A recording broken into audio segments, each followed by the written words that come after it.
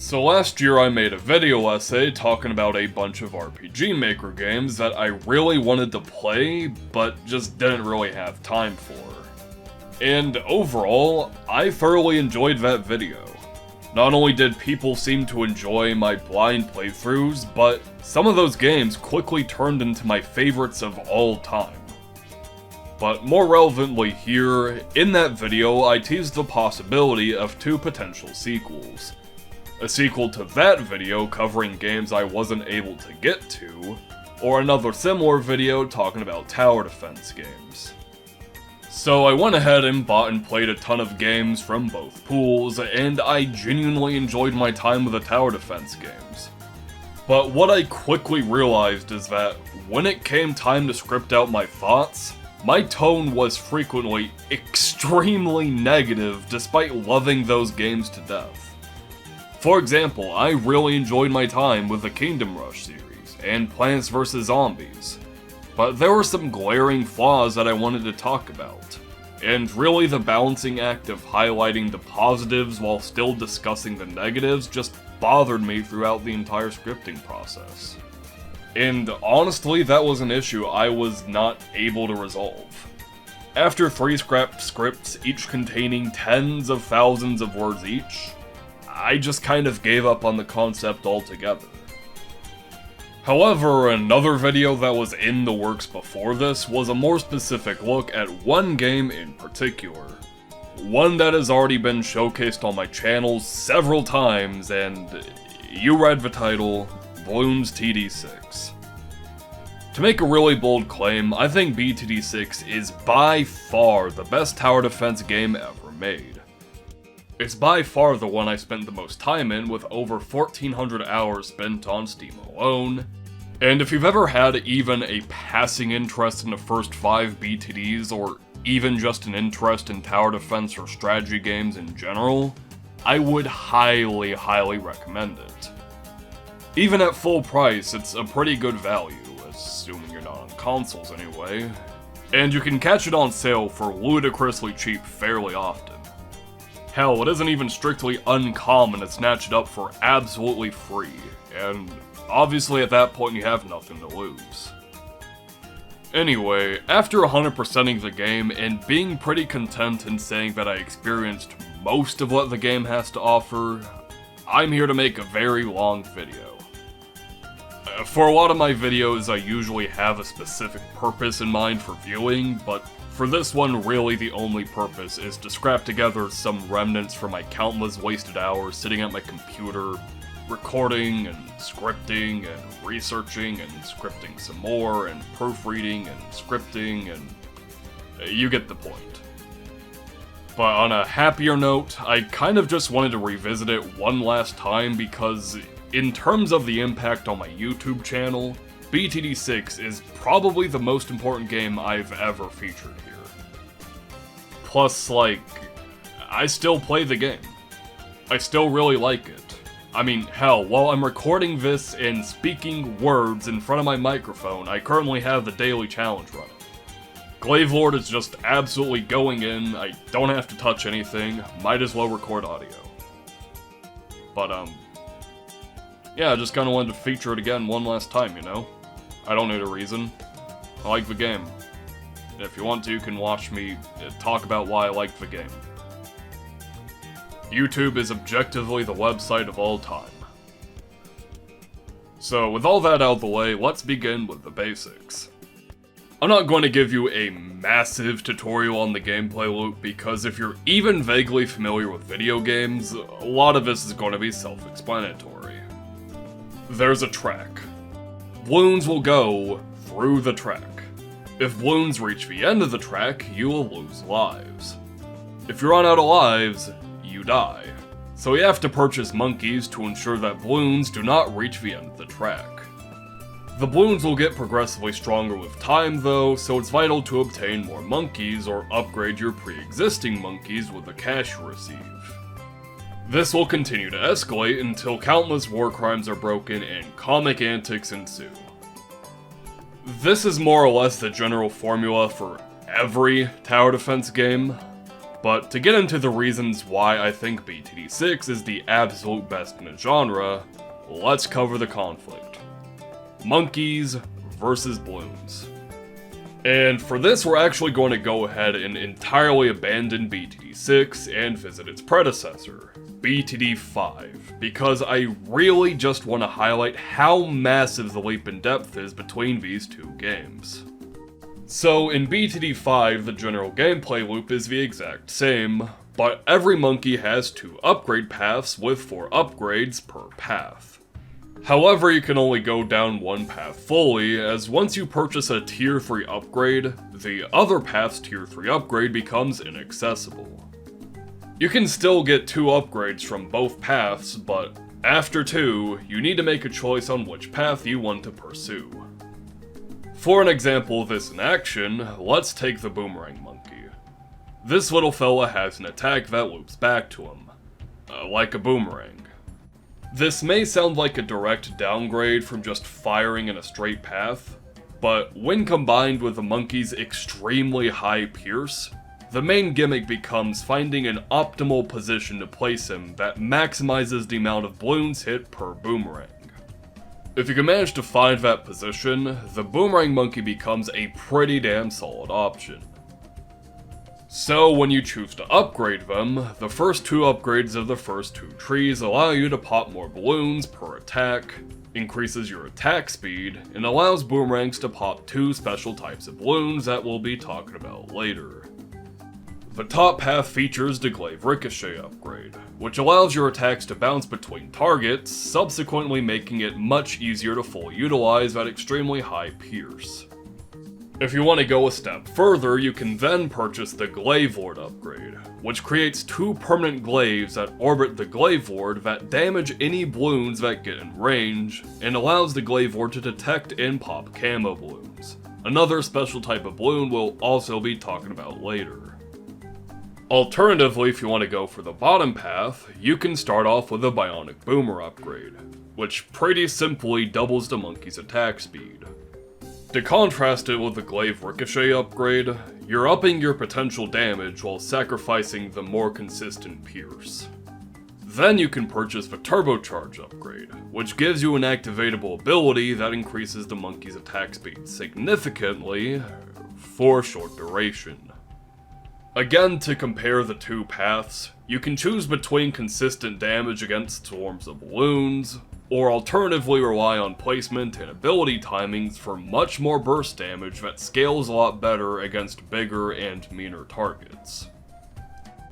This is cool and all, but you're only really given 2 choices per tower, as there's very few scenarios where you want to skip out on purchasing upgrades in both paths. Unless you really want to maximize your cash efficiency by skipping out on some supportive upgrades, for example, the ability to pop special types of balloons that you already have coverage for, you're almost always looking at a 4-2, 3-2, 2-3, or 2-4. Also, since every monkey has to have a path that unlocks an activatable ability, you're pretty much just looking at variations of burst and consistent damage. There are mix-ups to be sure, such as crowd control, generating money or lives, buffing other towers, and so on and so forth. But it further exacerbates that problem of only having 2 real choices per tower, because you're just looking at the path that has an ability, and the path that doesn't have an ability. For BTD6 though, you're given 3 rows of 5 upgrades. Obviously going from 8 upgrades to 15 is a massive increase, but what makes this system so much better is that you're still locked into one path while only being able to pursue 2 upgrades in a different path. So for an example of this in action, let's take another look at our boomerang throwing pal again. The Glaive Lord path is effectively the exact same in concept. However, the Bionic Boomerang path now has 2 upgrades, which increases the attack speed and projectile speed, instead of the previous iteration's ability to pop lead and frozen balloons. If you want that capability, you're now going to have to go into the entirely new bottom path. So for example, if you want to have a bionic boomerang that synergizes with ice monkeys or can pop lead balloons without support, you're gonna have to skip out on the top path's attack speed and pierce and pursue the bottom path instead. Likewise, if you want a glaive lord, you're gonna have to choose between much faster attacks or longer range and damage coverage. Then you obviously have the brand new bottom path now, which changes the boomerang's curved firing arc into a straight line. What this entails is that, unlike past iterations of the Boomerang Monkey which heavily benefited from maps with more curves or bends, you now have a unique option that favors maps with straight or angular paths. Then of course you can upgrade this path further to knock back more powerful balloons. Then for cross-pathing, you're given a choice between significantly higher pierce to potentially affect more balloons in larger clumps, or much faster attacks and projectiles that are much more effective at isolating stronger balloons. Then of course there's all the hidden mechanics that aren't directly referenced in the upgrade's text description that can heavily boost cross-path decisions, and now the simple act of utilizing a Boomerang Monkey has so many more layers to it than it ever has before. I'm not going to repeat this example with every tower because we'd literally be here for days, and even then I would be guaranteed to miss an interaction or say something wrong. But the point I'm getting at here is that the strategic depth offered here compared to earlier entries is... frankly, it's just absurd. I'm going to be talking more about balance in just a minute, but I do want to cover the balloons real quick. Because the balloons are still extremely simple as enemies, but just like the monkeys, they also have a bunch of variation and unique qualities that make them interesting to take on. Bloons don't have hit points like most other tower defense games. Bloons instead operate more like those damn dolls I don't want to butcher the pronunciation of, where balloons have balloons inside of them, which have balloons inside of them, and so on and so forth. For a brief example, if you pop a layer off of a yellow balloon, a green balloon will emerge, which will have a blue balloon inside of it, which ends off with a red balloon. The most obvious difference here is speed, but higher up the chain you start to have balloons with immunities to certain damage types. For example, lead balloons that can't be popped by sharp attacks, or purple balloons which are immune to magical attacks. But then you start to run into versions of those balloons with different properties. Those properties namely being camo, fortified, and regrow. Camo balloons are kind of self-explanatory. Most monkeys can't attack them by default, so you're usually going to have to purchase upgrades to allow them to target them, or alternatively purchase upgrades to reveal or otherwise allow other monkeys to detect them. Camo balloons essentially act as a check, but with all the possible variations in the types of balloons you'll encounter, applying camo can start to provide layers upon layers of checks. One of the most infamous additions to BTD6 is the DDT. This is an extremely fast balloon that is not only immune to sharp, explosive, and freezing attacks, but is also a camo balloon. I actually just cut a segment here, talking about previous games balancing and how monkeys like the Ninja Monkey could pretty much deal with every camo balloon with ease, or how bomb shooters could not only deal with every lead balloon but also just completely massacre MOABs. But I decided to cut it because I realized what is probably the most effective way of telling you that DDTs are scary is that fucking Monkey God can't pop them without support. He can't do a goddamn thing. In fact, debatably an even better way of just portraying their threat is that HBomb is one of the very best BTD6 channels on the platform, no questions asked. And the video that really popped off for him first is top 5 ways to deal with DDTs. That video got 1.3 million views when most other videos at that time were generating about 300 to 3,000 views. Yeah, DDTs are kinda scary. Also on the topic of DDTs, blimps. I was kind of leading you on earlier when I said that balloons don't follow a typical HP system. There is a point in the balloons chain where health points do become a thing. So for example, in order to pop a ceramic balloon, you need to deal a certain amount of damage to release the rainbow balloons inside of them, which do follow that chain I mentioned earlier. In order to pop an MOAB, you need to deal enough damage to release the ceramic balloons inside of them, and in order to pop a BFB, you need to deal enough damage to release the MOABs inside of them, and so on and so forth. There are a lot of upgrades that negate this somewhat by potentially dealing damage to multiple layers at a time, but generally it follows that formula. The reason I'm talking about this now is because it directly ties into fortified balloons, which effectively just doubles the HP of that balloon's layer. For example, in order to pop an MOAB's outermost layer and spawn the ceramics inside of it, you need to deal 200 damage. However, a fortified MOAB requires 400. Obviously, once you get extremely high up the balloon's food chain, where you're looking at 20,000 pops in order to get an outermost layer down, doubling that can just be too much if you're not prepared. Also, if you choose to go into free play where balloons gain more and more HP as the game goes on, the numbers kind of start to get really scary.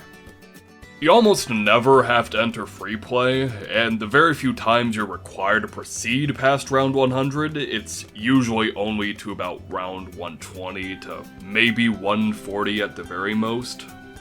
But when you get to 200, 300, 400, or god forbid anything past 500, and your monkeys begin to have pop counts that don't just exceed, but dwarf the total human population, yeah, it's a bit excessive. I digress though. Fortified in of itself essentially acts as another check. Most monkeys have a way to deal damage to multiple targets, and there's quite a lot of monkeys that specialize in doing damage spread across multiple targets. Which is good, but if you don't have enough controlled damage to pop the fortified layers, you're gonna have a bad time. Lastly, there are regrow balloons, which are a lot more nefarious than you may initially think. When you have balloons that pop and split, what can end up happening is that regrow balloons don't just simply return to their initial state, they multiply. So if your defense is too spread out, or if you don't have enough concentrated damage, you can quickly produce a regrow farm, which is just impossible to deal with and you'll promptly die. Very painfully.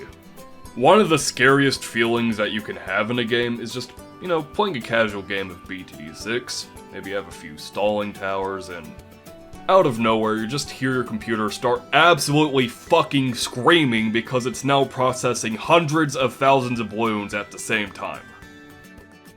Also, it is exceedingly rare because there's a lot of mechanics to ensure that it doesn't happen, but there is a very slim chance that your game can enter a Sisyphean state if you decide to use blowback towers. I've seen it happen before, but it's genuinely kind of hard to do unintentionally. So with all that said and done, that's the basics of the gameplay, and I think it's easy to say that the conflict between monkeys and balloons, both figuratively and literally, has more layers to it than ever before. However, to transition this into more complex ideas, one thing that genuinely shocked me about this game going into it is the balance. In BTD5, there are just a lot of really good towers. Towers that just don't have any particular weaknesses, or do consistently well against anything. The fact that one of the very best towers in the game is a 1-0 engineer is pretty telling. Those don't really exist in BTD6 though. Pretty much every tower in the game has one or multiple defining weaknesses. For example, some towers will absolutely excel at doing massive damage to blimps, but can't deal with the cluster balloons that will inevitably emerge from them. Likewise, some towers can easily clean up those stragglers and just absolutely decimate balloons, but if any blimp comes near a 5-mile radius of them, they just fall over and die. Some towers may be extremely reliant on external support to reach their full potential. Some towers are extremely reliant on positioning or ability timing in order to properly deal damage, and of course, some towers are just really goddamn expensive.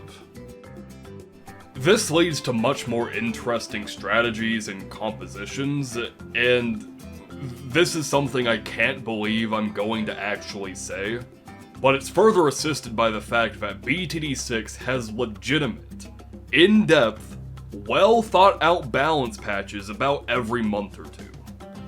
Sometimes more oppressive or prevalent strategies will get nerfed, but a lot of the time it's usually buffs or reworks to how an upgrade or crosspath works that are usually beneficial. It's genuinely really commendable. And another thing that makes it even better is that nerfs don't just outright kill towers or strategies. Even the most heavy-handed nerfs in the game left the tower in a pretty good state, or the tower just becomes more reliant on support, which is a nice feeling. Ninja Kiwi will usually balance the game around uplifting strategies that need a helping hand to make the playing field more even, rather than cracking down on air-quote oppressive strategies to bring them in line. Which, again, I really have to commend. Like, some of my favorite towers in this game got to that state because of continued changes and little tweaks and updates and reworks, and I think it's really neat. Like, you obviously have the Prince of Darkness, which is debatably the only tower in the game that got a complete rework, but you also have really good towers like Spirit of the Forest, Pop and Awe, the Bloon Solver, Elite Defender, or Glowstorm, which only became my favorite towers after considerable changes. And I think that's really cool. Also, another thing that BTD6 does insanely well is map design, which is oddly something I see tower defense games struggle with constantly. What I find is that a lot of games really struggle with making every map different or interesting. And to be fair, BTD6 was better than most, but not exactly awe-inspiring on release either. And to clarify, complexity doesn't equal good. Not every map needs to be fucking Workshop, or Geared, or Erosion, or God forbid, Dark Dungeons. In fact, it's the complete contrary. Tower defense games really benefit from your standard or easy maps like Logs, Resort, or Cubism, where you can experiment with strategies and combos in a safer environment, and rise up to more difficult maps as you get better and more knowledgeable on the game's mechanics. However, when I play through a tower defense game and the most variety I ever see in a map is a slightly different route that enemies will go through, I just stop caring about the game's progression because it doesn't force me to interact with the game or think of new and inventive ways to overcome the obstacles presented before me. Especially if your game's map design only escalates to putting a square in the square hole, like, "Whoa, there's a loop-de-loop, I wonder if I'm gonna use the circular AoE tower and the loop-de-loop is gonna be really strong." Yeah, loop-de-loops are really good to have. Some of my favorite maps in BTD6 are just over-glorified loop-de-loops. Doesn't mean that it should be the pinnacle of your map design, though. One of the most prevalent band-aid fixes I see developers try to do is trying to add a layer of depth by adding in buildable walls that you can place to prolong the track. But despite their immense prevalence, I genuinely can't think of a single game where building walls had any strategic depth to it. I hardly ever saw layouts that made me think something like, do I want to make the track longer at the trade-off of sacrificing potential defensive choke points, or do I want to maintain those defensive chokes at the trade-off of being much more reliant on them? Almost always you're given a layout where the optimal wall building technique is just this zigzag bullshit with occasional bumps and hiccups with terrain. I don't know who needs to hear this, but giving the player the ability to build walls is not a remedy for bad map design. stop.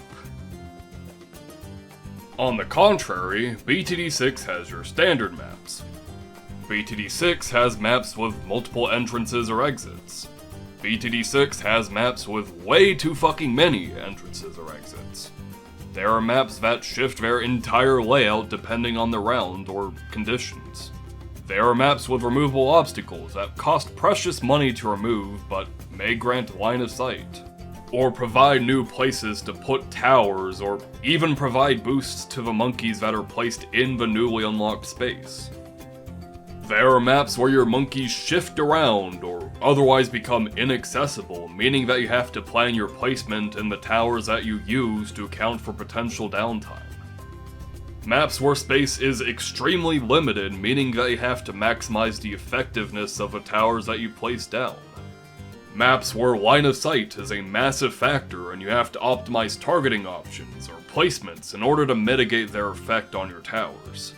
Maps with different elevations, with a low ground, or a middle ground, or a high ground, and none of these are mutually exclusive. These are all intertwined in different ways, and I could go on and on and on.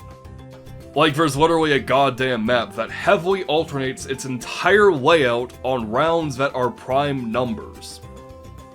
I'm genuinely not even sure when the last time I've had to actively think about prime numbers was, but I wasn't expecting a fucking refresher course in Bloons of all places. So that's pretty neat. The map design on its own is fantastic, but what makes it really shine in my eyes is the wide assortment of monkeys and upgrades that you can utilize, and the decisions you have to make on a map-to-map basis. For example, the Crossbow Master is my favorite little homophobe. He loves it when maps have straight paths where he can maximize the effectiveness of his insane range, pierce, and critical hits to do a frankly insane amount of damage. His single target damage is fairly poor though, so his effectiveness falls off a fucking cliff when maps start to become more zany and sporadic. I don't think I need to explain why hitting 20 targets is a lot worse than 3.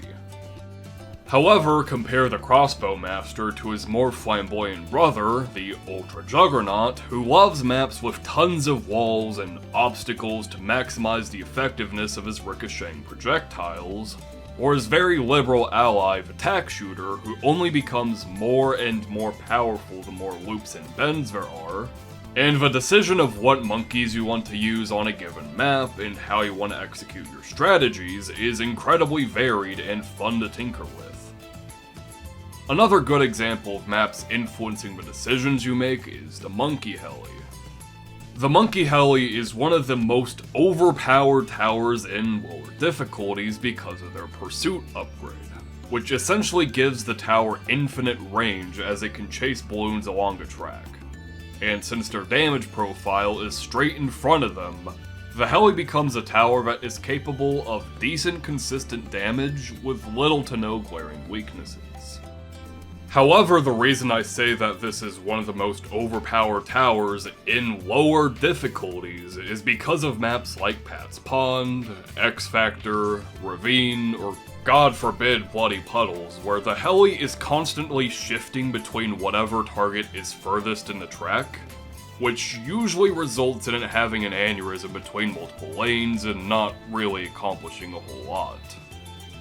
Another example of a tower I love using is the Prince of Darkness.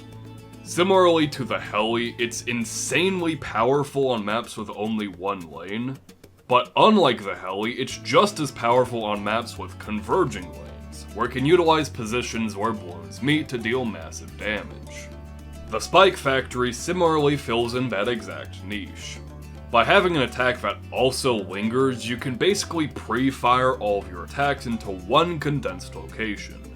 And if that location is good enough, the Spike Factory can oddly morph from an extremely helpful support tower that picks off any stragglers with ease into a run-defining main damage option. Especially so if you utilize stalling towers or strategies, so its spike pile is even more lethal when balloons get to it. I've already said this, but if I wanted to, I could genuinely go in an insane amount of depth with every tower available to you. And I'm really considering it. Hey, future Davey here. I decided to script out my thoughts on every tower in the game, and as it turns out, that script ended up totally eclipsing this video's length. As in, I'm pretty sure it just tripled the video's length single-handedly. And as cool as it would be to go ahead and make this a 7-hour-long retrospective, talking about everything in an insane amount of depth, I do want to get this video out before the end of 2024, and it would be a decision that'd be made after I already set the tone and pacing of the quote-unquote original video. So at least for now, I'm going to go ahead and shelve that idea. Maybe that earlier claim about making one last video about BTD6 will have an asterisk over it. I'm not going to promise anything, as I still have to deliver on the other projects that I've already begun and promised, but who knows what the future might hold. For the time being though, BTD6 completely lands the sandbox and its gameplay. I have never played a tower defense game with as many options and synergies as this one. How very few strategy games come to mind. And you know what? I have to give credit where it's due. Ninja Kiwi did a fantastic job at making a game where a bunch of literal monkeys throwing varying projectiles at increasingly large balloons, incredibly well balanced and well designed. I think that's fantastic. I don't really fucking know how, but good job. Maybe it's the FromSoft effect of them making, like, 6 of these goddamn games, not including spin-offs, so they know what they're doing, but... Monke. Oh shit, I forgot to talk about heroes. Quick diversion, but heroes are pretty cool. All of them are extremely powerful, and once again have very defining strengths and weaknesses. Except for Quincy. Nothing gets past his bow. But every other hero is incredibly well balanced. For example, Sada is an incredible early game juggernaut that just shreds anything that gets near her. At the trade-off, she's obviously melee and hence extremely map dependent, and that dependency only becomes more and more evident come mid and late game. Edion, on the other hand, has insane burst potential and grants the entire map global camo detection, which is incredibly helpful. However, his basic attacks leave a lot to be desired, especially in the earlier levels where you're pretty much just fielding a flying dart monkey, which is not the type of thing you want to normally deploy for a grand. Geraldo, or Gerald as I like to call him, is probably the most consistent hero across every stage of the game. However, his damage is really bad, and he has no abilities, so to utilize him fully, you need to consistently buy and maintain the items and buffs he can sell. So he's more of a min-maxy type of hero that requires a lot more knowledge about the game. And of course, the second I recorded this audio, an entirely brand new patch came out with an entirely brand new hero, which is easily the most complex one yet, as well as an entirely brand new expert map for me to attempt. To go ahead and address the elephants in the room, I haven't really used the new hero much. He's cool, although he strikes me as a hero that isn't going to be in a balanced state for a while. Just like any game with high skill 4 characters, I think most of the player base is going to get a lot more mileage out of using a very simple hero at 95% effectiveness over Corvus at 50%. And honestly, even after saying that, I'm not even sure if 50% is an easy milestone to reach. I like that he's in the game. I don't think I'm going to be touching him for a while though. But for the new expert map, I think I was one of the first, if not literally the first person to black border it. I actually found an extremely helpful exploit where you can perma-stall the game with a frozen MLB shove, which I suspect is going to be the meta strategy moving forward. So, yeah. Just wanted to get that one out of the way. Anyways, just like I said about the monkeys, I could go in an insane amount of depth with every hero. Overall, I think they're a really nice addition, and I think there's a lot to love about them. Especially from a newer player's perspective, where you're still tinkering with them and trying to find the ones that you enjoy using the most, or the ones that can be integrated into your favorite strategies the best. That being said, I've definitely had a solid bell curve meme with them, where, starting out, I really wished there was a viable option to not utilize heroes. Then I started using more of them and trying to figure out all the synergies and cool things you can pull off with them, and I really enjoyed them. Now I'm kind of back to wishing there's just a viable option to not utilize a hero. I think my problem ultimately lies in the fact that it's never a good idea to not field a hero. Not even coming from a min-maxy or elitist perspective, mind you. Like, in any game where you don't want to use a hero, it's still better off that you field one like Quincy or Gwen or even fucking Oben, because overall they're extremely price effective for what you're getting. I just think that the fact that it's kind of forced upon you is a bit of a turnoff. I can't really offer any balanced solutions to this because, in my opinion, I think even the worst hero during any given patch should be better off than using no hero, but I think a small buff or even a monkey knowledge would be pretty neat to see.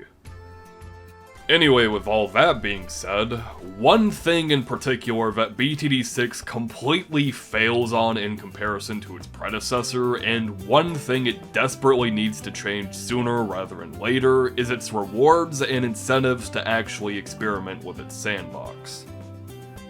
To quickly convey what I mean, I want to take a look at Monke teams real quick. Monke teams are a fantastic concept.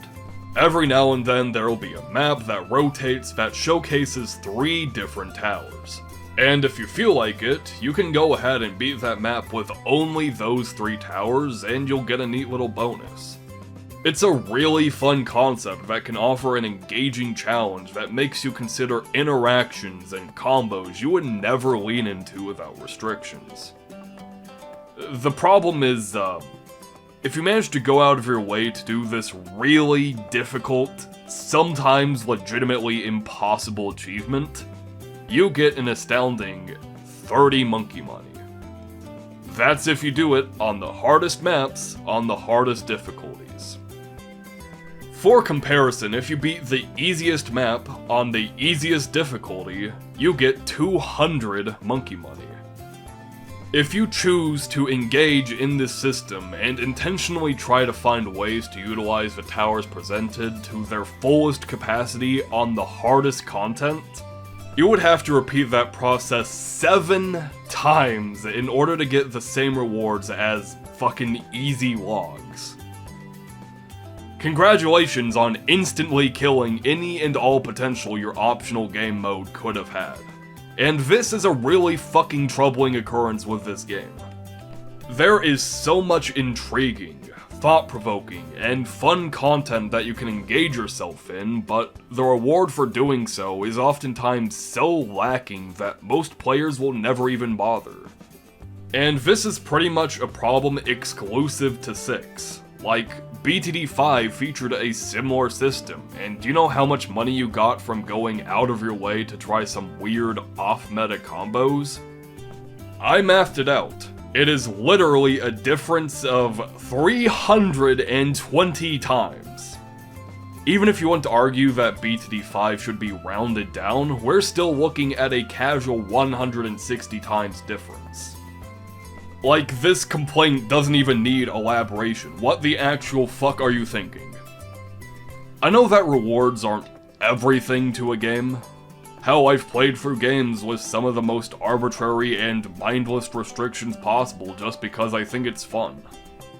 However, no fucking player looks forward to spending hours upon hours upon hours refining their build order and placements to beat a race event as fast as possible, and the day the leaderboard ends, they just wake up to their prosperous reward of a few $100 dues, a few powers worth hardly anything, and an instant tack shooter.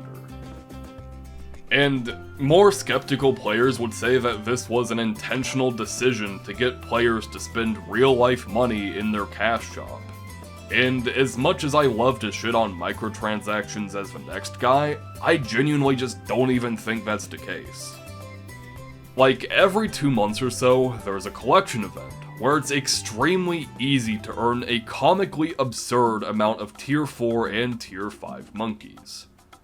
Like, I'm extremely liberal with my insta-monkeys. I usually just plop them down whenever I'm bored, or whenever I'm playing with friends and goofing off, and even despite that, I'm pretty sure I have close to 2,000 insta-monkeys, most of which are 10 to 25 grand each, and a sizable portion of which can just solo games on their own with minimal support. And despite that, this has never gotten nerfed.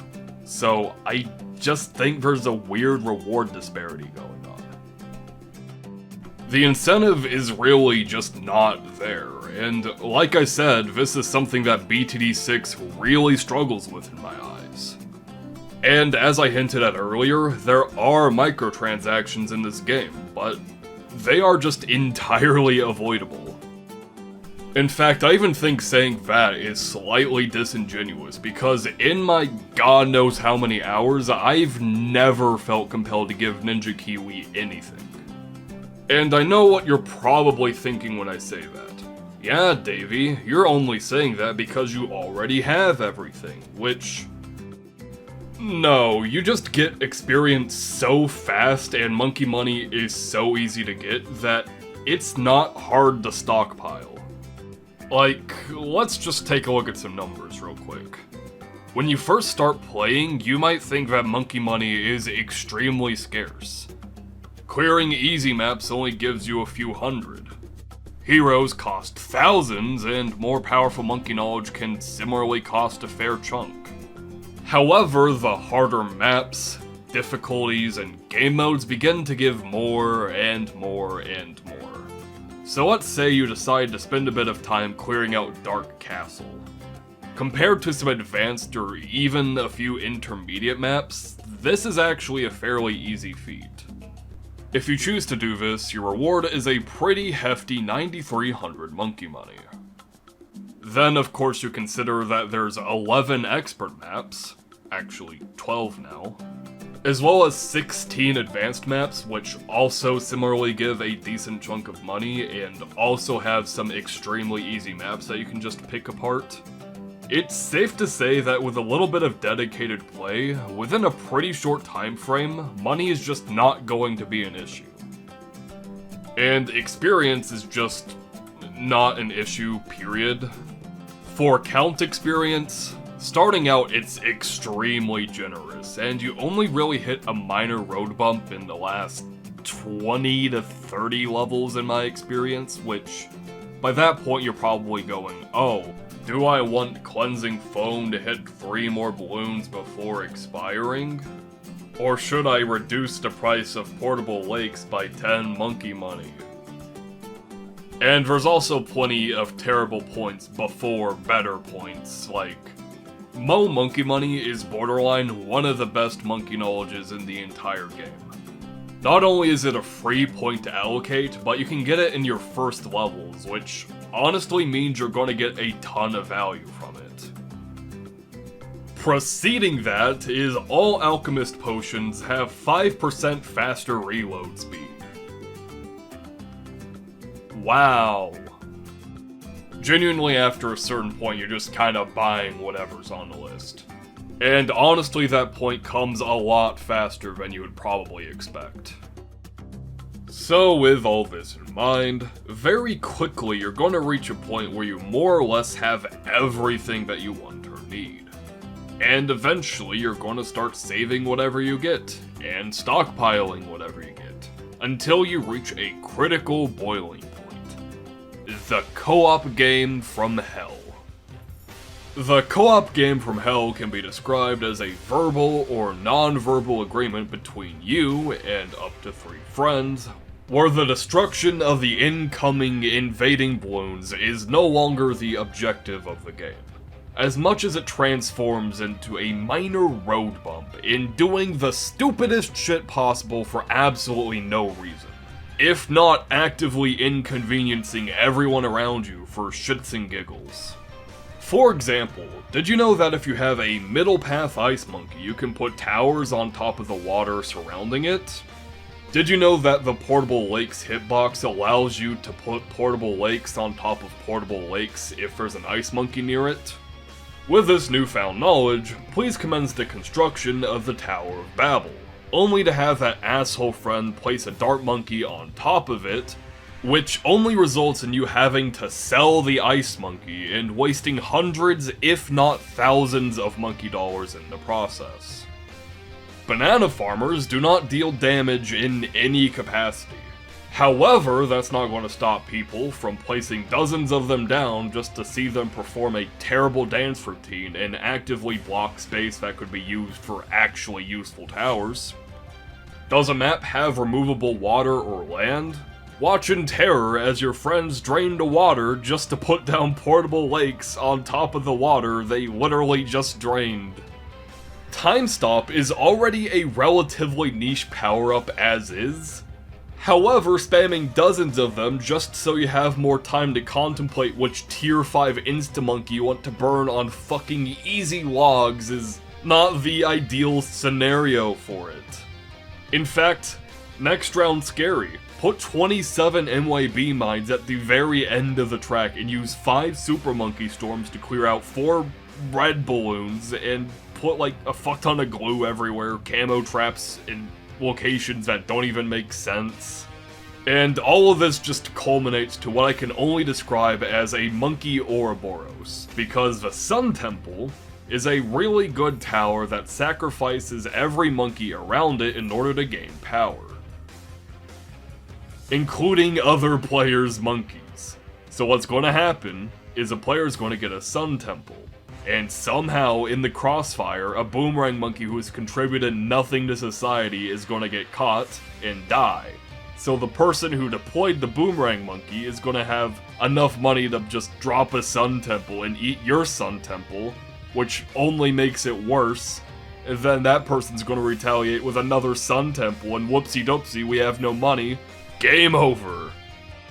And you know what? There is a slight amount of strategy here, because there are some monkeys that cannot be sacrificed. But what if you get them first? Your Dart Monkey Paragon isn't going to save you if I make a Dart Monkey Paragon first, behind a tree, who can't contribute to anything. Oh, you're getting tier 5 planes because you're hoping that will save you with its global range? Sure would suck if I happened to, get one first, and then immediately sell it. Would be a shame, wouldn't it? Yeah. The point I'm getting at is nothing fucking makes sense, and this is what confuses me. This game is more than generous with what you can earn, yet it seems like the game is too stingy to give things away for the most difficult content there is to do. For example, let me literally just clear today's advanced challenge and show you what I get. These are pretty fantastic rewards. This is more or less 2 guaranteed victories on any map that I want to play. On the other hand, here's the reward I get for scoring in the top 1% of all players in a race. Wow. It is just incredibly bizarre, and this is where I want to throw out a few suggestions. A. Ninja Kiwi, for the love of actual fuck, please give your players better rewards for scoring in ranked leaderboards. I don't want to lock in a tier 5 insta for doing the bare minimum, but I want something even a little bit more fruitful than this. B. Make more rotating game modes that are fun, give good rewards, and aren't ranked. Like, let's run this back to that $30 motherload that you get from beating the hardest content with likely the shittiest towers. So I didn't really elaborate upon this, but the Monke team and Golden Bloon system rotates between maps. So if you want to reap those absolutely immense rewards, you're more than likely going to have to go out of your way and pursue them. So with that in mind, why don't we have more interesting and outlandish rotating game modes that you can potentially opt in for? Like, there is actually a ton of neat little sliders for in-game stats and attributes, and I can't help but feel they are comically underutilized right now. Like, for really simple examples, wouldn't it be cool if there was an optional toggle where a random map had doubled or even tripled balloon speed, but if you manage to beat it, you get 1.5 or 2 times the monkey money? What about a rotating map where you have a hard limit on how many upgrades you can purchase, incentivizing you to figure out a way to beat the map with as few upgrades as possible and rewarding you based on that performance? What about a rotating map that restricts where you can place monkeys, so you have to figure out which towers you can utilize where for maximum effect? And here's a stellar idea, what if we made completing monkey teams worth fucking anything?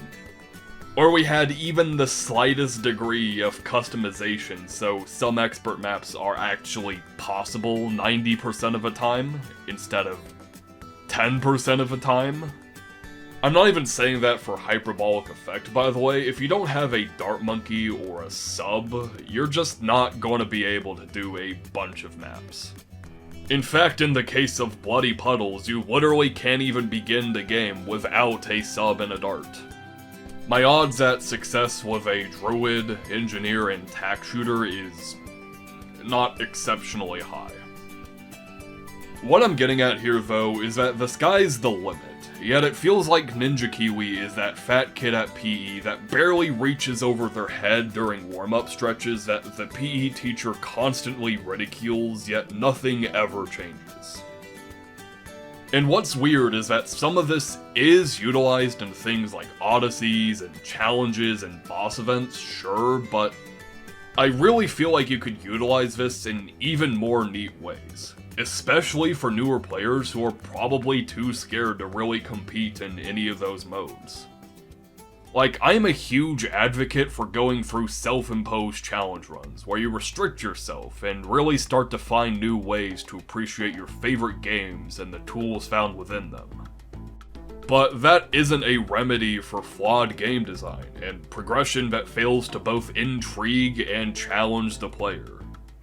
That's ultimately a responsibility for the developers, and as much as it pains me to say it, a lot of my friends never get to experience the really cool sides of this game because they'll just ignore entire towers, or heroes, or strategies, or even entire game modes just because they are never compelled to.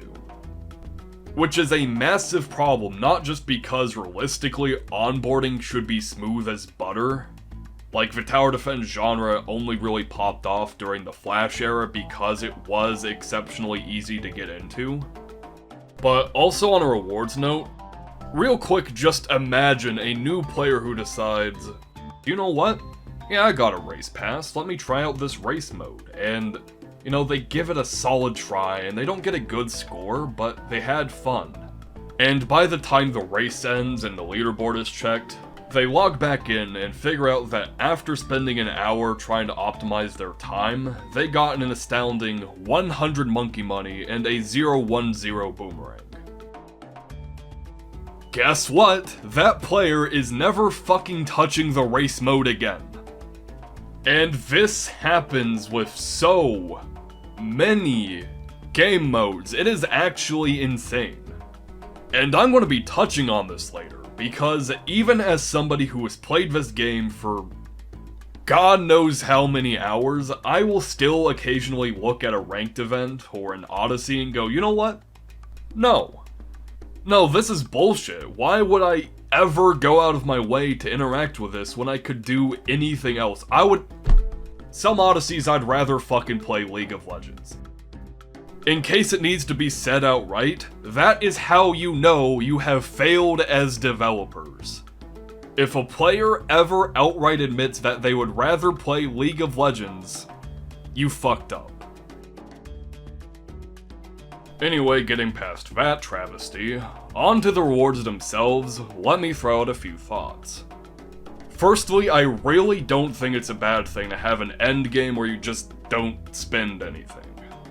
There are tons of really fun games out there where just past a certain point, you just kinda start collecting powerful or fun things for the sake of collecting powerful or fun things. So I really don't think substantially increasing the rewards across the board is a bad thing whatsoever. To double down on that though, I think something that would be absolutely incredible for both you and the players is giving them new ways to spend monkey money that isn't just cash drops galore or powers that will never be utilized. A system I would absolutely adore to see return are the buildings you could construct in BTD5, which would also add an entirely brand new element of customization to every game. Obviously, you're going to have players that want to customize or improve their favorite monkeys and upgrades, but you're also going to have more experienced players who really push the boundaries of what's possible on a map with specific upgrades. And you can just disable them in CHIMPS or other various leaderboard events. In fact, I would genuinely recommend doing that so you can really experiment with how powerful or zany an upgrade can be. This is purely spitballing, but imagine how much fun you could have with mortar strategies if they unlocked a new targeting option that allowed them to move their reticule to wherever the balloons are. How about upgrading the glue monkeys so different glues can stack on top of each other and even amplify the strength of different cross paths? What if the glaive lord actually became a fucking purchasable upgrade? You wouldn't have to worry about balancing any of these upgrades closely. Hell, you don't even really need to worry about balance whatsoever. Just like any primarily PvE game, there's more than likely going to be obvious outliers for the most and least powerful upgrades. But a system like this would go extremely far in assuring players can continue to experiment and interact with their game for years to come, and obviously from a monetization standpoint, it'll be pretty freaking good. It would be really hard to look at a fun-looking toolbox and scrounging up and swinging a hefty wrench in the air a few times and then not be at the very least curious how the hammer or the screwdriver may feel. Also, on a customization note, mods. This is going to be absurdly one note, just add in official mod support. I know it's on your to-do list, and I know it's not as simple as just, oh, let's add in official mod support. LOL, it's done, but if there's any trend that has become glaringly blatant in the last decade or two of gaming, it's that players are more than happy to work on absolutely fantastic content for their favorite games at absolutely no cost. On a creative note, more experienced creators can create things for your game that may have never even been considered or thought possible. It's also one of the very best ways to find and aspire new game developers, as seen by multiple fantastic titles and creations. Giving less experienced yet extremely ambitious creators a safe learning environment for game development is extremely helpful. Like, some of the best and most popular games ever made were just mods that got kinda popular, which eventually split off into its own weird genre or series. Like hell, the tower defense genre was widely popularized by real-time strategy games, a completely different genre. The reason why is not hard to figure out. The original game creators gave their players an easy and accessible way to find and create custom games to play, and subsequently many were created that would have never existed or thrived on their own without the help of an existing fan base. Like, when you really think about it, Warcraft is now essentially a genre grandfather. Defense of the Ancients was created within Warcraft and was an extremely popular custom game. So popular, in fact, that Valve eventually picked up the license for Dota and made Dota 2. And then many years later, Dota 2 had its own custom game scene, which popularized the auto-battler genre, and now there's auto-battlers.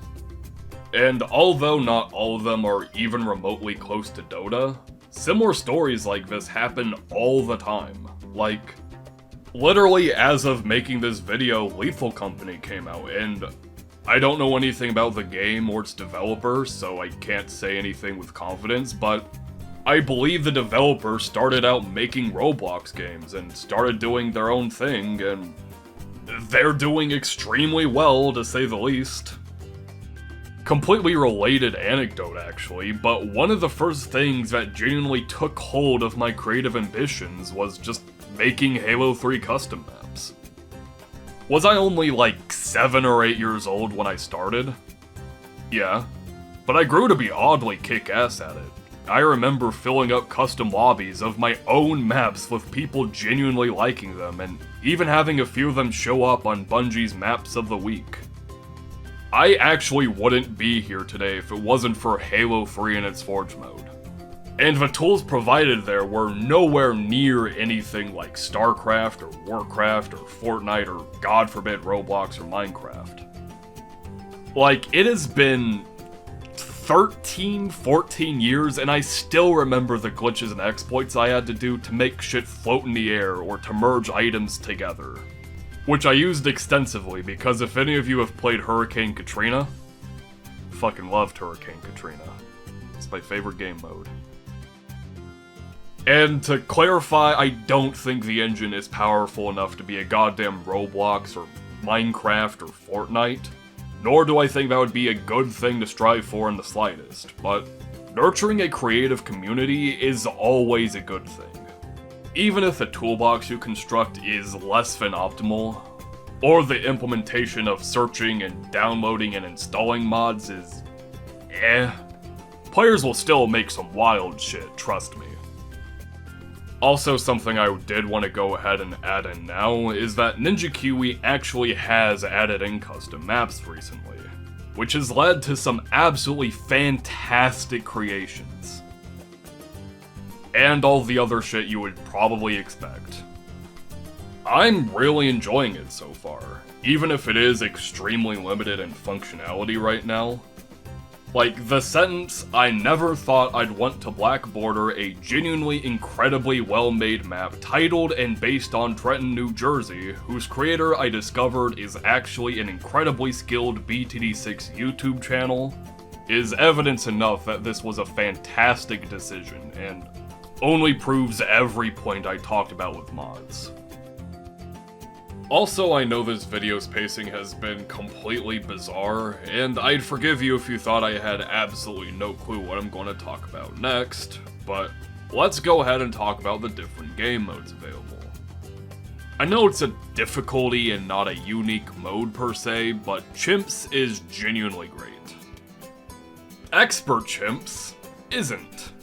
The description is the true test of a BTD master, but on some of these maps I'd like to officially dub it the true test of your ability to replay rounds 6 through 10 for hours, because holy shit, there is no experience more tilting than having an existential crisis because you placed your third dart monkey 2 pixels to the left, which was actually supposed to be 2 pixels further to the right.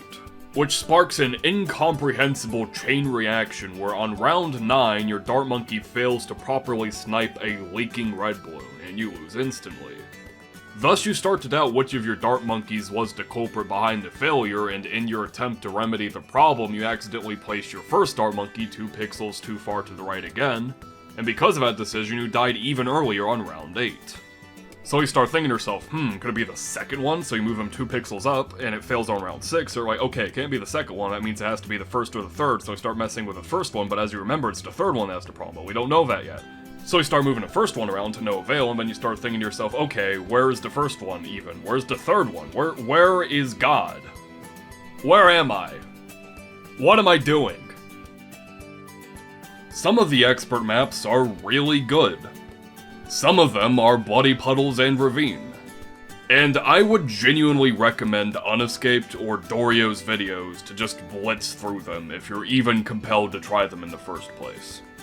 Also, don't be afraid to use an external program to figure out the pixel-perfect placements.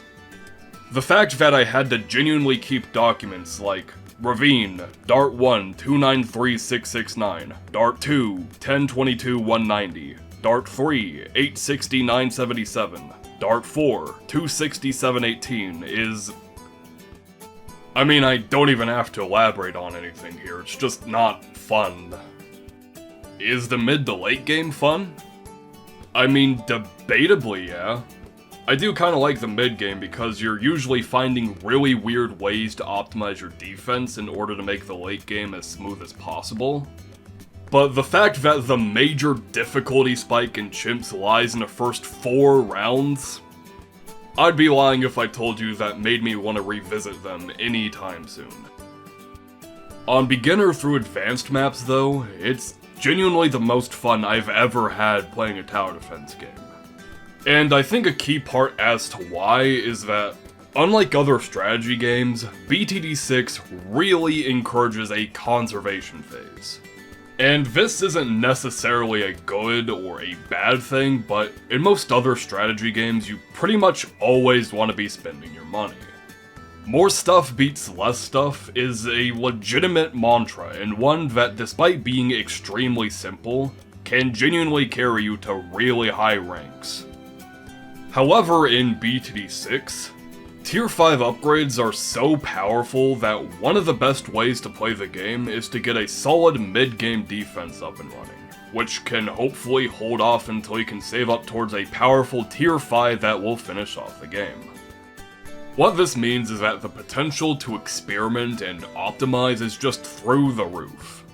Like, what towers do you want to have defending you in early game? Can you get away with having a slightly weaker defense in favor of getting something that transitions into the mid-game better? And on that note, what round do you want to get your hero? Ideally you want to get them as early as possible, but can your current defense hold off the Bloons until you can buy them? After that, what towers would you like to have as your mid-game cornerstones? What supportive options should you have to boost those towers, or nullify any weaknesses that they may have?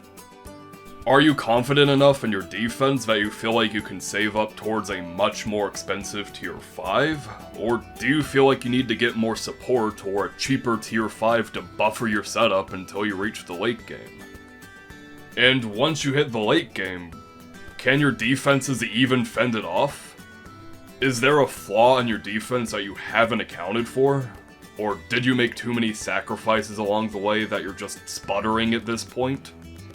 There's a lot of questions you have to ask yourself, and the thing I like the most about this is that if you set up your foundation solid enough, you can genuinely make most Tier 5s work on most maps. It's a really great gameplay loop that rewards deliberate play and mastery of the tools at your disposal, and I genuinely think that's really cool because you can experiment with the towers you like and find neat ways to make them work or integrate them into a pre-existing defense. For example, let's take a look at the DDTs in round 90, 93, 95, and 99. Some games I'll just have a Tier 5 that completely wipes the floor with them, and I just don't have to worry about coverage. But if that isn't the case, here are a few things that might run through my mind in that moment. If all of my defense is localized around a Monke village, I'll probably just upgrade that village into an MIB to nullify immunities. Alternatively, if I have some stall at the beginning of the map, and the hitboxes will allow it, an Embrittle Ice Monkey will be extremely powerful, since it'll strip them of their immunities while simultaneously debuffing them, all the while being much cheaper than the MIB overall. Alternatively, if there's multiple lanes and I can't reliably hit all of them with Embrittle, I might go for Glue Storm. Not only will the Glue Storm's ability be able to slow down every Bloon on screen, but just like the Embrittle Ice Monkey, it'll also strip the DDTs of all of their immunities and apply a pretty nasty debuff on top of that. And keep in mind, all of these hypothetical scenarios are primarily support. None of these are accounting for just upgrading or buying a tower to deal with them outright. For example, Spirit of the Forest requires some assistance with stall, but with even a slight amount of it, it can pretty reliably kill every DDT in the game, as well as completely massacring every balloon on screen. And because of that ability, one of my favorite things to combo with it is the Carpet of Spikes, which pretty much has the exact opposite problem. The spikes can absolutely shred through blimps, both big and small, but the ceramics that will emerge from them can eat up so many spike piles that its performance alone is pretty lackluster. With the Spirit of the Forest's ability to more or less instantly kill every ceramic on screen, these two synergize into an absolute power couple and can pretty much carry games single-handedly. Alternatively, the Icicle Impale is a great option that can wipe out DDTs without any external support whatsoever, while in of itself being a great stalling option for both blimps and balloons. The Prince of Darkness not only massacres every DDT that gets in range, but it also acts as a decamo option in of itself, so that might just suit your needs the best. And really, I could go on and on and on and on and on and on and on, but I think you get the point. It's incredibly fun, and I love it to death. It's going to be a bit jarring transitioning from having lives, passive upgrades, and potential economic advantages, and having all those luxuries revoked. And honestly, unlocking it on any given map can be a bit of a pain in the ass. I genuinely think it'd be really nice if you could just hit a threshold in Maps Beaten where you could just unlock every game mode and do it in any order. But even still, I would highly recommend it if you're looking to play the game in an entirely brand new way that genuinely makes you think. That isn't to say that there is no strategic depth to be found outside of chimps. Far from it. But you really start to gain an appreciation for specific towers and the game's balancing. Like, some of my current favorite towers and upgrades to use in chimps, I never even really touched before starting my 100% journey. Not because they were bad, in fact, a sizable portion of my new favorites have been hit with a nerf bat a few times and are statistically worse than their counterparts even 6 to 12 months ago. But I guess I just didn't realize how cost efficient or powerful they could be because I was used to lower difficulty maps where you could potentially save up straight into an extremely powerful tier 5 that can just steamroll the game. Which, by the way, isn't a bad thing in the slightest, it's just something that you can't necessarily get away with on harder maps and harder difficulties. But you know what? It's actually really freaking neat that my thoughts on towers 1100 hours in, compared to 1300 hours in, can completely shift for the better. Hell, even at 1500 hours, Wizard Lord Fenix, that's my bro now. Did I use him much in my first 1400 hours? No. But now? I love him. He's my boy. Same thing with the MOAB Eliminator. I think I used him a little bit more than the Wizard Lord Fenix, but now? God, that button is just so fucking fun to press, just...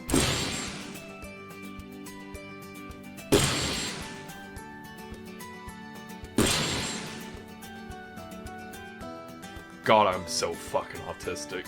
Anyways, moving on. Bosses are kind of similar to chimps. Not really, but I need a transition here.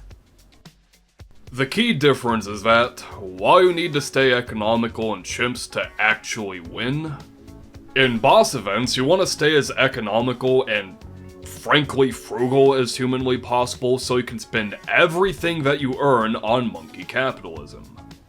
Including everything you earn from Monke capitalism. Endless growth and endless profits at any cost isn't just a goal here, it's practically a requirement. And because of that, I'm not really the biggest fan of bosses, because it eventually becomes way more tedious than it is engaging in my opinion. Ranked bosses, mind you. My problems don't necessarily persist in unranked play. That is what I scripted a few months back, but now, Ninja Kiwi actually remedied almost every problem I had with the boss system. Keyword on almost, I still have a few grievances, although some of them are just frankly not really resolvable.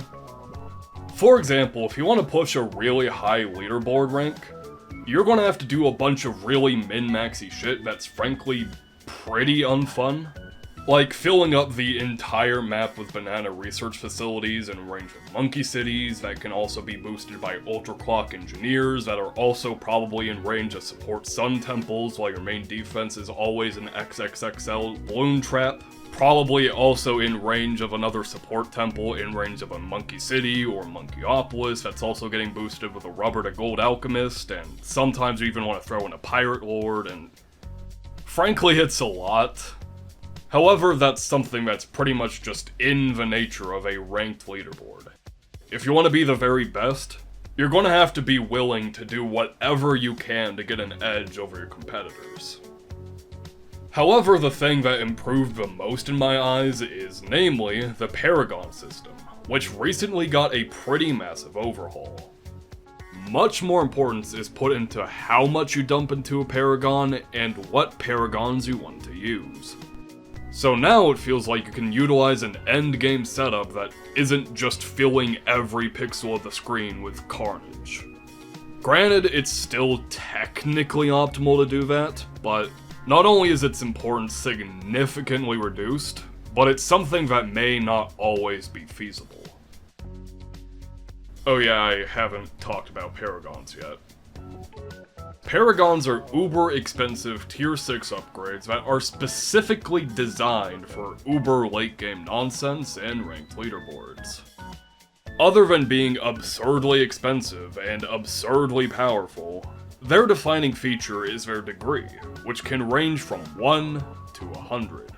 1 being the weakest and 100 being the strongest, which has a pretty complex set of variables that I'm not going to bother explaining in too much depth. The change I hinted at earlier that I love the most though, is that they changed the formula that made it so the amount of cash you dumped into the Paragon could be much higher, changed the formula to a percentage of the Paragon's upgrade cost instead of a static flat amount, and also added in a brand new slider that allows you to dump the money in directly without having to spam the screen with a bunch of ninjas or boats or planes and upgrading them all before promptly sending them to their death. It's still technically better to do it that way, especially because the amount of pops or cash generated directly contributes to the Paragon's power, but it's no longer strictly required. That being said, one thing that is sorely lacking that's debatably a bit of a nitpick is that I would really love it if it showed you the degree you would get without having to actually make the Paragon. That may not sound like a massive deal, but when the difference between even a degree 57 and a degree 60 Paragon can be literally game-defining, potentially missing a massive incremental boost can feel really bad. Anyways, despite the compliments I just gave about the system's overhaul, I'm not gonna lie, I just don't think the Paragons are really there for me right now. There's a lot of fun in speculating what the next Paragons are and what they'll do, and seeing them absolutely shred through literal millions of HP is always going to be fun, don't get me wrong, but you're only going to be using them in boss events or for pushing really high free play rounds, and at least from personal experience, after you use them a few times, the excitement quickly wears off. They're like a monkey equivalent of ordering fast food. It's great for a quick fix of dopamine and it's great to think about. It's kind of forgettable once you actually get your hands on it though. Especially against bosses, because once you begin to realize that their health is so comically high that the only way you're going to defeat higher tier bosses is with Paragons, the VTSG, and maybe super buffing a few particular tier 5s, the imagination of thinking about how you're going to defeat them is almost entirely thrown out the window. That's what I scripted a while back, but a lot of this has actually been remedied. Firstly, Ninja Kiwi has been a lot more ambitious with boss events. Pretty frequently, towers will just be outright banned. There'll be weeks where you can only have one Paragon. There'll be weeks where it's a harder game mode, or a much harder map. There'll be weeks where you're judged not based off of a timer, but how many upgrades you've purchased, or how much money you've spent, which leads to weird, interesting strategies within strategies. There'll be weeks where sliders are turned up or down to incentivize or even disincentivize particular strategies. And all sorts of micro decisions which can really shake up an entire boss event. Secondly, the actual variety in bosses is so much better than it once was. Like, I wouldn't say that the launch of boss events and Paragons was a failure, but both systems have only gotten more and more enjoyable after we had more than 2 Paragons available, and we began to have actual boss diversity. Especially because the picks were really boring, like, Bloonarius was the only boss, and Bloonarius can be cool, but when the only options you had to counter him were a Dart Paragon and a Boomerang Paragon, every week played out the exact same. You would get the Dart Paragon, then you get the Boomerang Paragon, then you get the VTSG. And that was every boss event. And honestly, it wasn't too much better after the introduction of Lich and the Ascended Shadow. It was a step forward. But now, there's Dreadballoon, there's Vortex, there's Phase, all of which are incredibly unique bosses that require completely different approaches. And in terms of Paragons, there's the Navarch of the Seas, the Master Builder, the Goliath Doomship, the Magus Perfectus, and soon to be an entirely brand new sub-Paragon. And when combined with the Paragon changes I mentioned earlier, now every week actually has genuine diversity in strategies and what you want to do, and what might work, what might not work. It's great. Like, I genuinely can't stress enough, until Dreadballoon, it was just, do I want to get a Dart Monkey Paragon first, or do I want to get a Boomerang Paragon first? The ending would always be the exact same, it was just Dart or Boomerang. And frequently that choice would just be made for you, as there was plenty of patches where one was just objectively better than the other. Like, I'm deleting a lot of paragraphs here since I'm in full revision mode, but remember that whole thing I mentioned about BTD6 having really in-depth balance notes? Something I think is just kick-ass is that before the Paragon rework came out, they announced it in a pretty big post which read, "It's not often that we find flaws in systems that we spent so much time on, but it does happen. And when it does, it causes significant internal discussion. Leaving things as they are means that we have to build on unstable foundations, and that makes the team feel uneasy about the massive future plans that we have for BTD6. Here's the full disclosure rundown of the issue we found with Paragons and the changes we're making and actively balancing." I had to paraphrase that a bit since it was also talking about a bug that emerged the same patch. But holy fuck, it's not often that a game studio will go, "Yep, we made a mistake, and we're going to fix it." And actually goddamn fix the problems. Especially in a way that's well thought out, quick, elegant, and isn't just a band-aid fix. Again, I have to give massive kudos where it's due, because it's very clear that they know their shit, and they know what they're doing. Which is legitimately kind of rare to see nowadays. Also, something I haven't mentioned during the rewards segment that I do want to talk about now since it's relevant, as you can only earn these in specific game modes, are trophies that you can potentially unlock that you can spend in an in-game shop. Which is fantastic, I love it to death, and it's been nothing but a great addition to the game. I know this is like an incredibly low bar, but considering modern gaming, the fact that you just can't buy trophies outright is a fantastic decision, as you have to earn items with consistent play instead of just swiping your credit card. Which unironically makes it feel really rewarding. Like, I'm not even kidding, one of my favorite things that I look forward to in every patch are the little pets that you can buy, because you don't just get a pet. Every tower that you place down comes with their own exclusive little guy. And seeing a map full of hedgehogs, or narwhals, or most recently capybaras makes my inner white girl so fucking happy. Of course, there's also a lot of effects that you can buy, which I have no doubt have confused viewers who don't know as much about the game. Like how boomerangs are now peppermints, mortars fire snow projectiles instead of nuclear hellfire, spike factories produce pineapples for some reason, dart monkeys throw pumpkins. I don't know why I also wanted to say pineapples, that's not correct. Although it would probably make more sense, honestly. Also, debatably a little bit more pressing is the fact that the bad is now a whale, or that the DDTs are now doomslays, or that the ZOMG is now a watermelon, or that the BFBs are now pizza, or that the MYBs are now MYB maulers, which is kinda fucked up when you think about it. Oh yeah, they also have their cool boy shades, which are interchangeable with axes embedded into their flesh. Or googly eyes. Or god forbid the balloons turn into furries, or whatever the hell the politically correct term for cat girls are. I have to admit ignorance here, it's not really my area of expertise.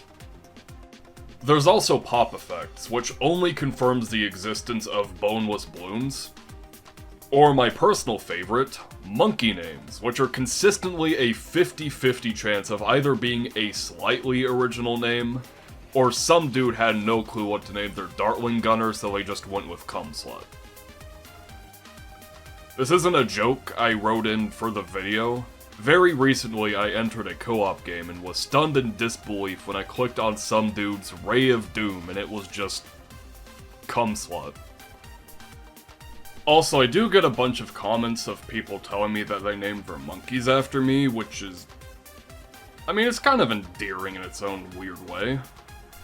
Although, if I may make one request, if that is something you choose to pursue, please make me your monkey heli.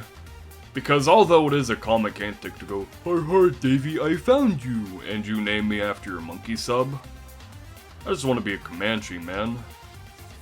I also don't particularly enjoy the implication of my viewers domming me.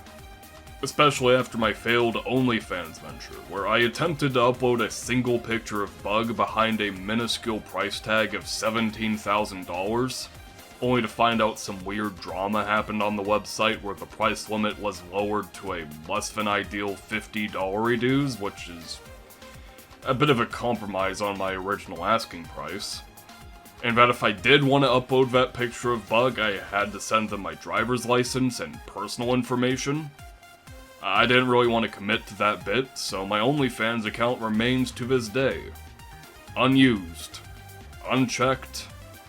Unbugged. However, for a happy ending on this incredibly tangential segment that I have no clue how I even ended up on, I did end up posting exclusive Harleybug content on Patreon, which is gated behind a paywall that's significantly less than $17,000. Although, ironically, the limit on Patreon's tier pricing is absolutely insane.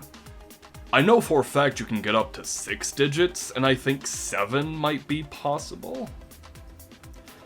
Anyways, if that interests you, feel free to check it out, and the link's in the description. Did I intend on writing a shill segment in this video? Legitimately, no, this is a last-minute inclusion I'm voicing over on 7:12 p.m. on the 20th of December. But, I don't know. I digress. If you've gotten to this point in the video and think I'm remarkably on topic, that's your fault. I don't know, I can victim blame.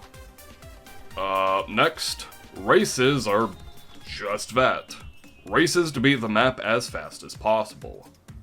But what makes it different compared to traditional speedruns is that you now have access to this little flag button which sends in the next wave, that if you want to, you can just absolutely button mash to send in as many as you want.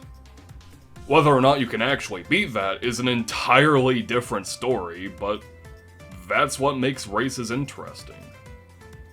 In order to compete at a high level, you need to figure out a good defense to hold off thousands upon thousands of balloons as cheaply as possible.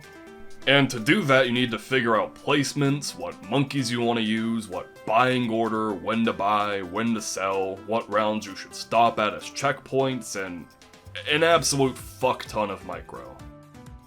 Again, just like bosses, there are different scenarios and rule sets that change every week to try and make things fresh. Different maps, different available towers or upgrades, different round starts and ends, you get the point. Personally, I really enjoy them, although our ranked rewards do still really suck. I didn't mention this during the boss events, as you can still earn a decent chunk without ever touching a ranked leaderboard and hence relying on ranked rewards. But scoring on the leaderboard is a requirement with races, and since their already pitiful rewards are directly tied to your placement against thousands upon thousands of other players, it's pretty bad. In case it needs to be said outright, it just needs a flat-out buff, but something that could also be done is having a lower barrier to entry that gives rewards regardless of your ranked position. Something I feel like would be a really nice addition is morphing the mini-race ladder into something that gives standard rewards with standardized times. Something like the average time between the top 50 or even 100 contenders on the leaderboard, times 2, rounded to the nearest 5th second, would definitely be achievable for most players, but it would be strict enough that you do have to put in a decent effort in order to get that time. Then you can obviously develop some lesser tiers below that, like 2.5 times or 3 times or so on and so forth. But other than that continued oddity, races are good. I like them. I don't think there's any gameplay interactions I need to nitpick, or even any concerns I need to raise. They're races. And races are pretty fun. I always wanted to be a racist. Up next, Odysseys are another game mode that I think is really enjoyable. Every week you can embark on an Odyssey that contains 3 to 5 maps with tons of different scaling variables. And by tons of different scaling variables, I pretty much just mean all of them are available, and every Odyssey can potentially be wildly different. And to back that up, you get a pretty fun element of customization as you get to pick out your Odyssey's monkeys. In total, the variables include what monkeys you're allowed to bring, the heroes you're allowed to bring, what upgrades they may have unlocked or restricted, the limit on how many monkeys you can bring, both per monkey and overall, and whether or not those monkeys are able to be used on every map, or if you can only place them down once. When combined with all the other factors, this leads to a really fun planning phase that can be really enjoyable to scheme up, as well as play through. Just the sheer amount of variety alone makes it a really enjoyable experience. Honestly, when I was describing the potential for alternating game modes earlier during the rewards and progression segment, Odysseys are the closest thing in-game to that vision.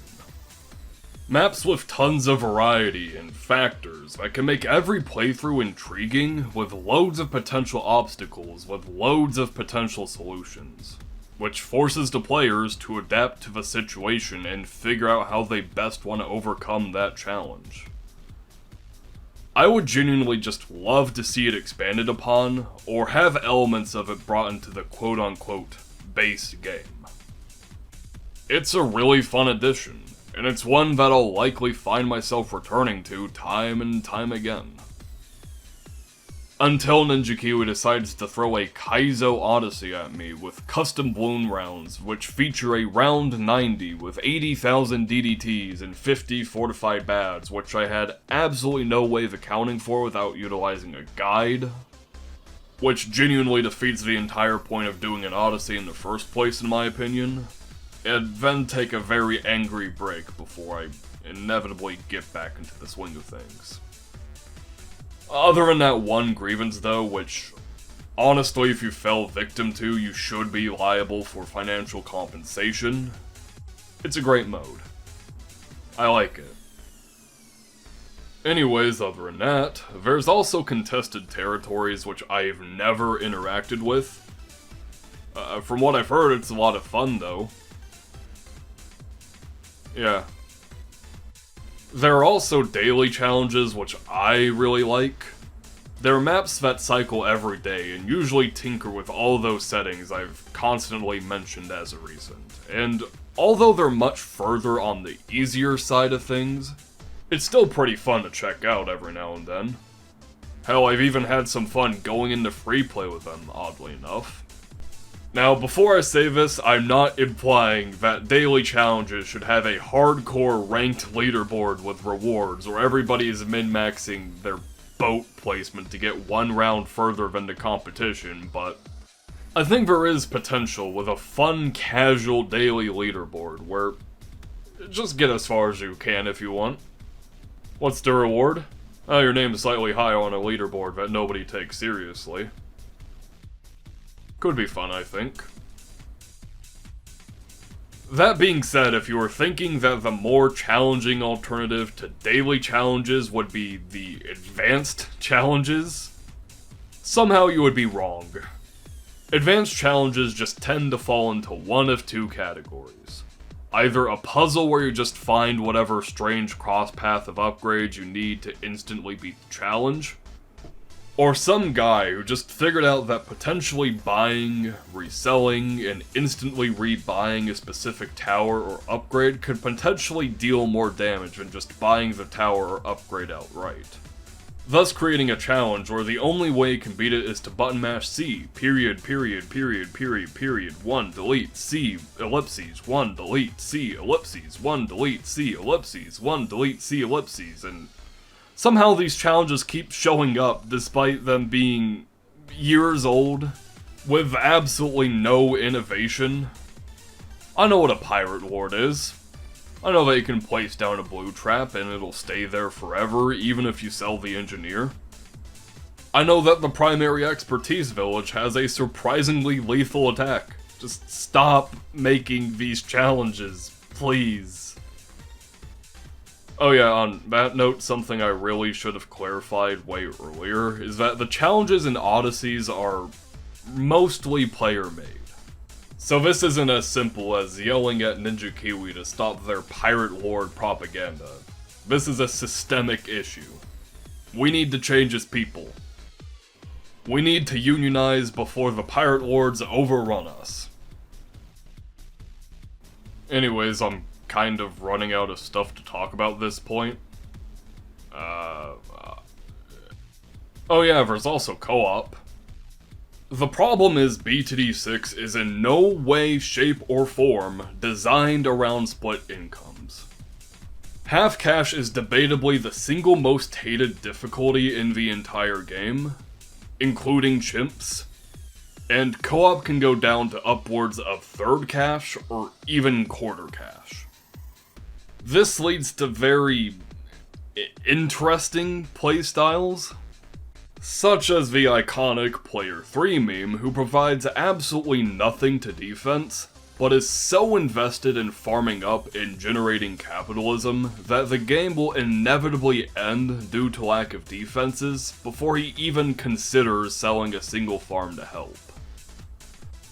There's also inevitably going to be two players who will attempt to be the main character of the run.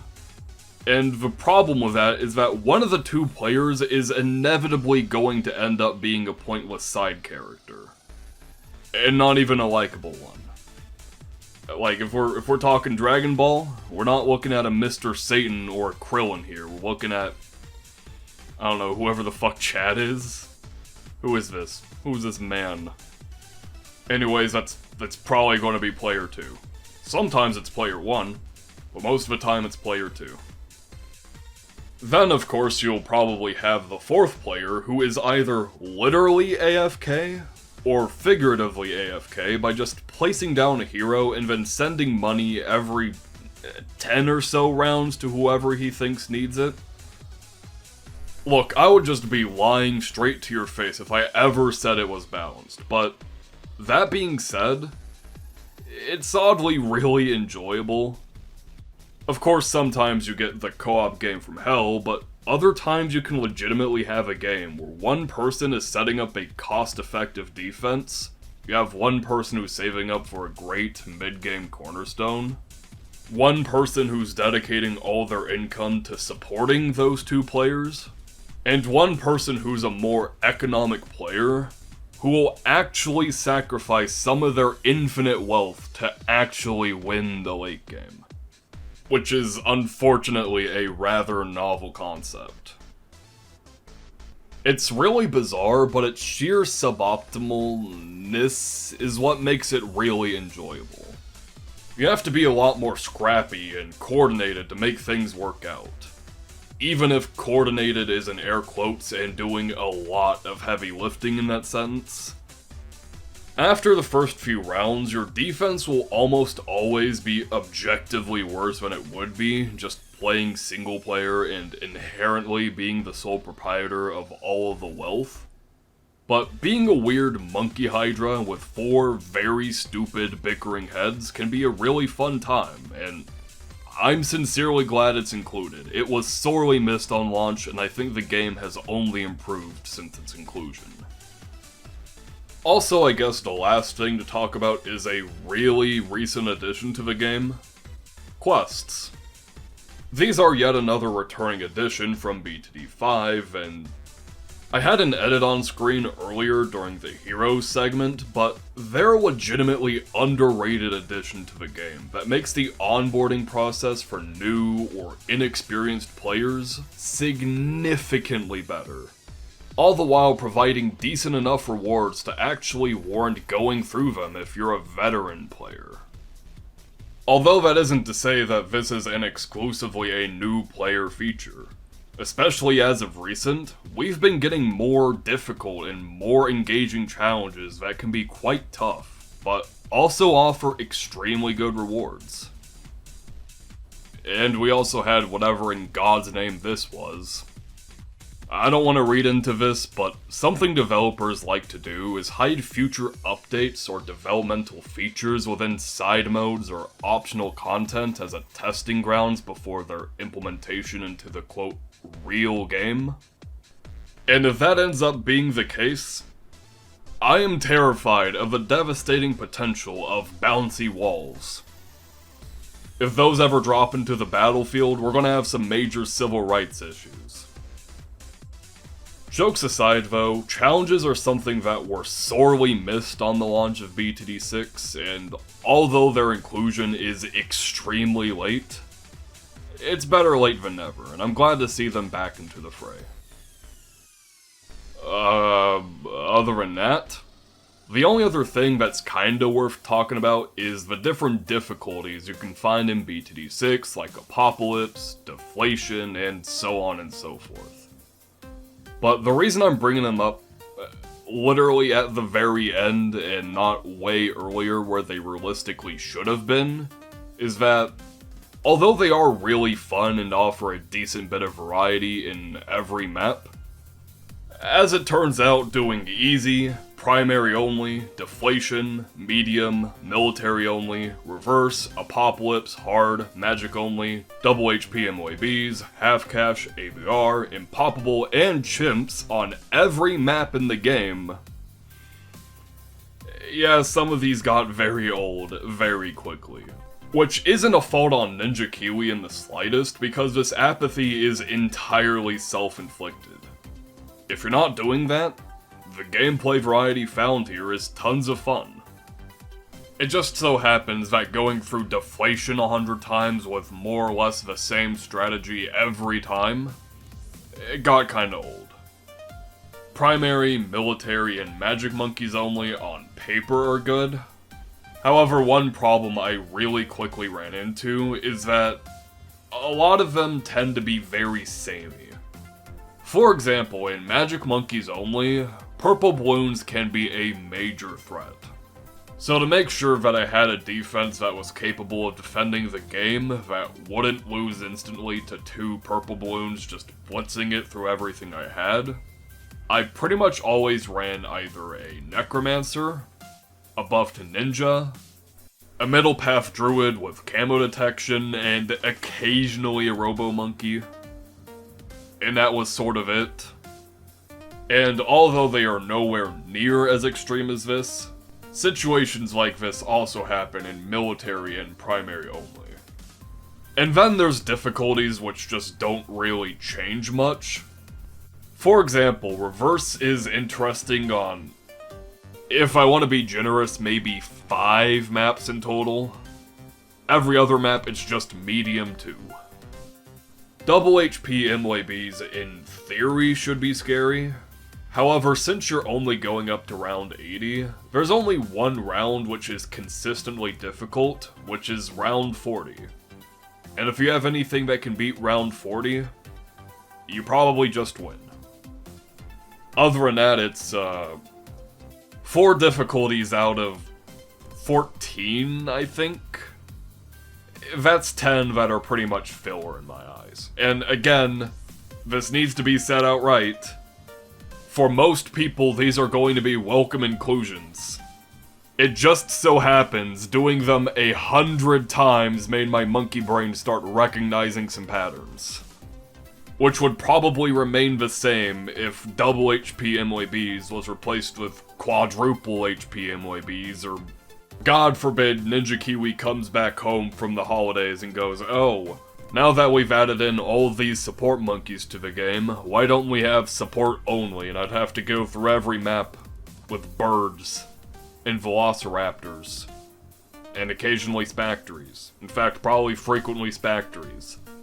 A single spactory on 75% of the maps in the game would probably just win outright. I love spactories, but I do not want Spactory the game mode. Please do not suscept my soul to this, I beg of you. Anyways, with all that said and done, I think it's recap time. Monke. Look, this video has been more or less exhaustive without going into in-depth strategies on specific game modes or turning this into an overly long thought piece on every tier 5 in the game. Like why I think the Inferno Ring is one of the worst designed tier 5s since its main power isn't the giant fucking Inferno Ring it produces, instead having a lot of its power budget allocated into a meteor attack. Like, why is it called the Inferno Ring and not the meteor shooter? I don't know. I also don't have a call to action here. I don't have one of those cool creator codes where you can buy stuff with code Gunface, which gives me 4 cents every time you buy monkey money that you'll waste on co-op deflation on Pat's Pond. That, and I don't have some huge memo like, this video game changed my life with its revolutionary story that defies everything I thought I knew about societal norms. It's Monke. Monkey throw dart. Bloon. And pretty much every complaint and concern I had in the game, I elaborated upon during their specific segments, so all in all, I'm pretty happy with my closing thoughts just being the following. Monke. Anyway, with that insightful wisdom out of the way, I wanted to go ahead and thank my patrons and YouTube members for their continued support.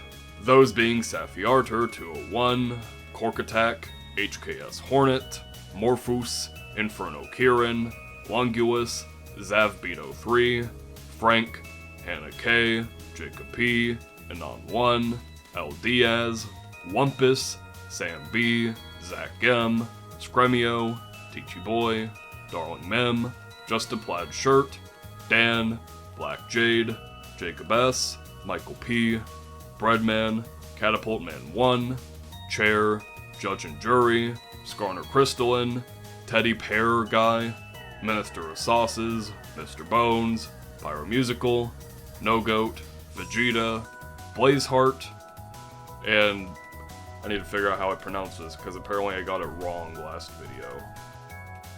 Blahai? Bluehai? Blowhai? No, you're gaslighting me. Swedish isn't a real language. Why doesn't Sweden go back to learning real, fun, fictional languages like High Valyrian or Klingon? I digress, though. Your continued support means an immense amount to me, and if you wish to have your name read in an incredibly monotone voice at the end of every video, as well as early ad-free video releases and other neat perks, feel free to check the links out in the description. You may even find merch and other cool stuff down there. Who knows? Anyways, with all that said and done, I hope you have, or had, happy holidays. Thank you so much for watching, it means a sincere amount to me, and as cliche as that is to say, I'm never going to stop saying that because it's the truth. I don't intend on parasocially manipulating you by being a tsundere, just watching this video helps out a lot more than you could possibly know, and I genuinely just hope you enjoyed it. Even if I don't really know how or why. And always remember, my friends. Are you kidding me? Nothing gets past my bow.